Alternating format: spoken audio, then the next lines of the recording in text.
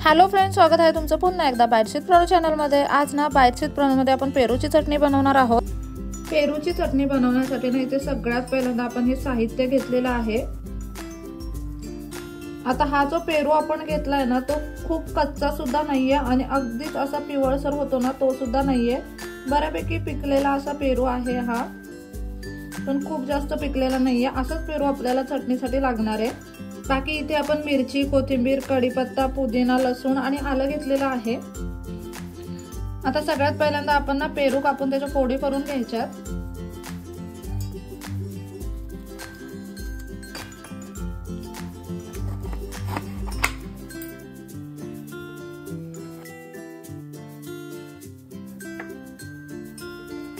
याचे ना तुकडे करून घेऊयात पेरूचे आपण। आता ना पेरूचे आपण तुकडे करून घेतले, त्यातल्या ना थोड्या थोड्या बिया आपल्याला काढून घ्यायच्यात।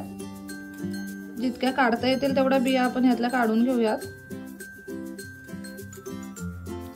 आणि अशा पद्धतीने ना पेरूचे छोटे तुकडे आपल्याला करून घ्यायचेत बिया काढून। पूर्ण ना सगळ्याच बिया नाही निघाल्या तरी सुद्धा चालतं, जेवढ्या निघतील तेवढ्या काढायच्यात।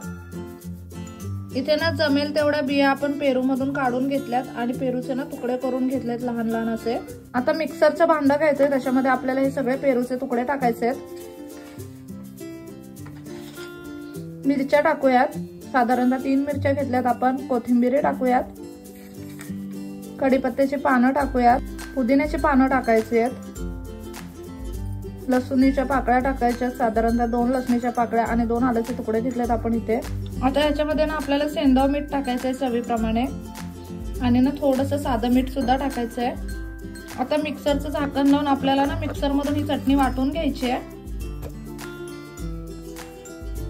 अशा पद्धतीने ना मिक्सर चालू बंद करून आपण ही चटणी करून घेतली। एकदमच मिक्सर असं फिरवत बसायचं नाही, नाहीतर ह्याचं ना पूर्ण पावडर बनून जाईल। एकदम अशी बारीक पेस्ट बनेल, मग ती पेरूची चटणी खाताना मजा नाही येत। अगदी मस्त अशी ही पेरूची चटणी बनवून तयार आहे, तुम्ही इथे पाहू शकता। आपण ज्वारीची भाकरी घेतली, ज्वारीच्या भाकरीवरती चटणी काढून घेऊयात।